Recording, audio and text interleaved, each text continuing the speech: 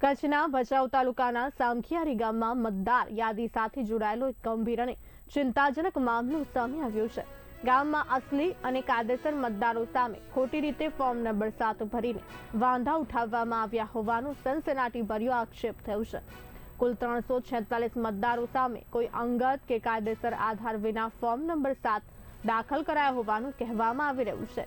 આ મામલે અસરગ્રસ્ત મતદારોએ ભચાઉ પ્રાંત કચેરીમાં લેખિત રજૂઆત કરી છે। મતદારોના જણાવ્યા મુજબ સામખિયારી સહિત વારિયા, જંગી, આધોઈ, લાકડિયા અને શિકારપુર જેવા આજુબાજુના ગામોના મતદારોને પણ આ ખોટા વાંધાઓથી નિશાન બનાવવામાં આવ્યા છે।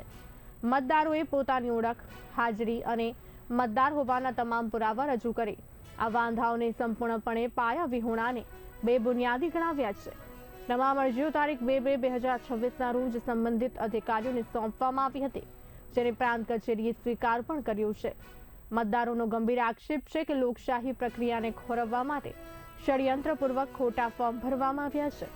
આ કૃત્ય માત્ર મતદારોના અધિકારો પર પ્રહાર નથી, પરંતુ સમગ્ર ચૂંટણી પ્રક્રિયાની પારદર્શિતાને લઈને પણ સવાલ ઉભા કરે છે।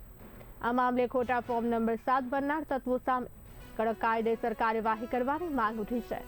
ઉલ્લેખનીય છે કે ભચાઉ તાલુકા ભાજપના લઘુમતી મોરચાના પ્રમુખે પણ વિરોધ નોંધાવ્યો છે। તેમનું કહેવું છે કે તેમના ઘરના જ ખાલી 9 જેટલા નામો ફોર્મ નંબર 7માં સામેલ કરાયા છે, જે મામલાની ગંભીરતા વધુ સ્પષ્ટ કરે છે। હવે સમગ્ર તાલુકાની નજર ભચાઉના એસડીએમ દ્વારા થનારી તપાસ પર ટકી છે કે શું સાચા મતદારોના અધિકારોનું રક્ષણ થશે કે પછી આ મામલો એક મોટા કૌભાંડનો સંકેત સાબિત થશે।